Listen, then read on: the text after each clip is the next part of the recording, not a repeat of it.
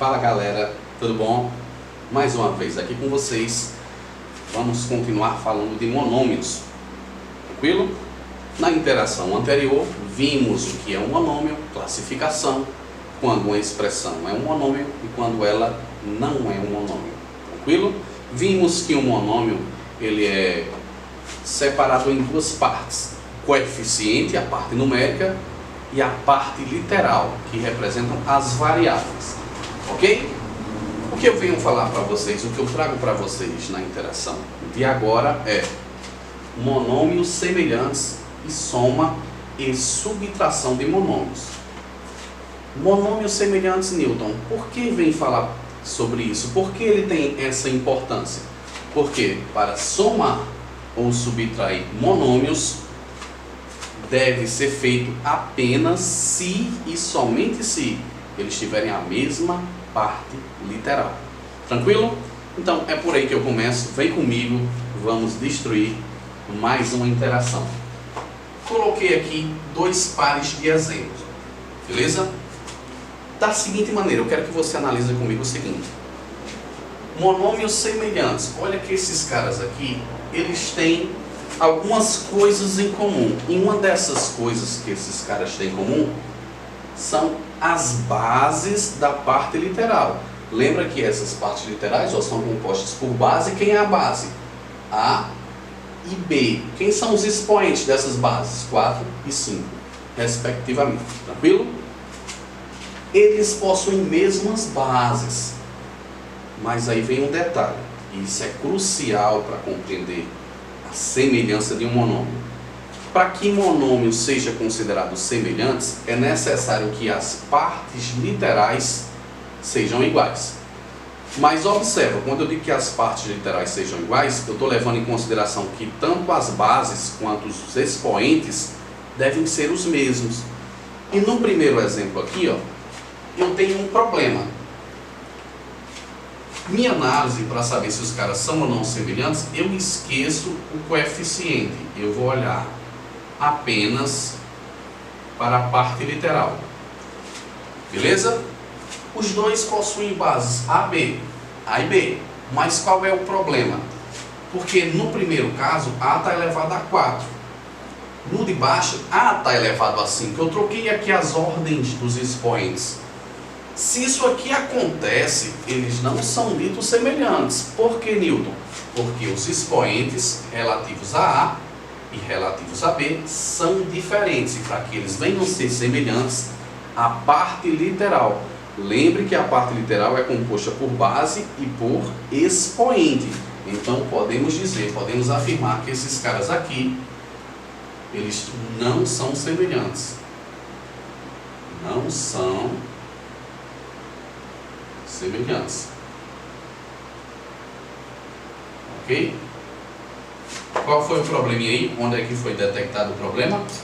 Olha, expoentes diferentes, bases iguais, porém expoentes diferentes, não semelhantes.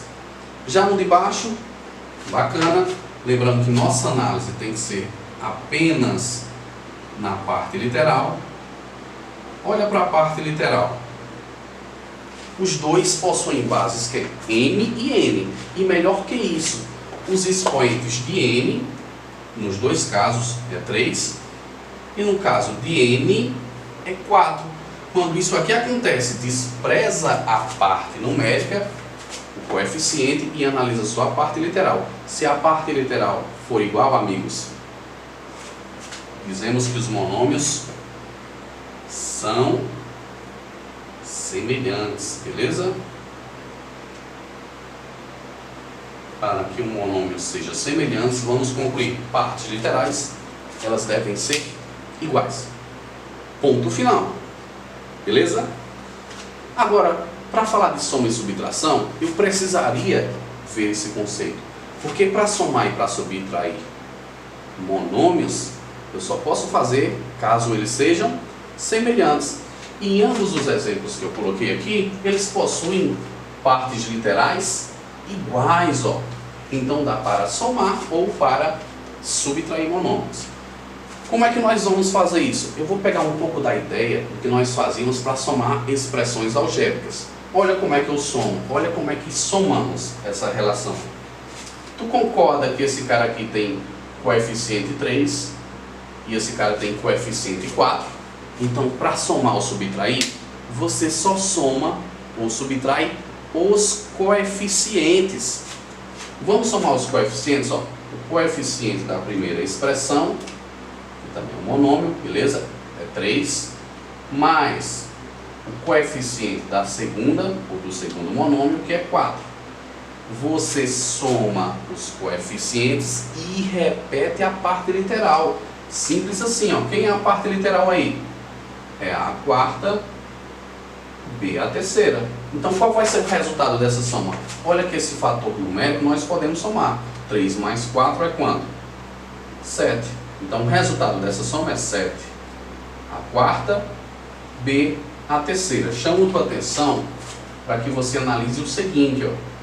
Quando eu somo ou quando eu subtraio um monômio, a parte literal ela não se altera, permaneceu a mesma. Eu somo apenas os coeficientes. Soma os coeficientes, repete a parte literal. Na subtração o conceito vai ser o mesmo. Eu só vou mudar agora a operação. Saio de uma soma e vou a uma subtração. Beleza? Então, conceito semelhante. Eu pego o coeficiente do primeiro monômio, 7, menos, que é a operação, o monômio ou o coeficiente da segunda parte. E vou repetir a parte literal. Lembra que a parte literal tem que ser a mesma. E nesse caso, é de fato. Repito a parte literal. X ao quadrado vezes o y. Só que aqui eu caio em um pequeno probleminha. Isso é uma subtração de uma fração. E para subtrair frações, nós temos que recorrer ao MMC. Concorda comigo? Então vou ter que tirar um mínimo dessa fração. 7 também é uma fração. De denominador quanto? Igual a 1. Como o mínimo aí vai ser o 3.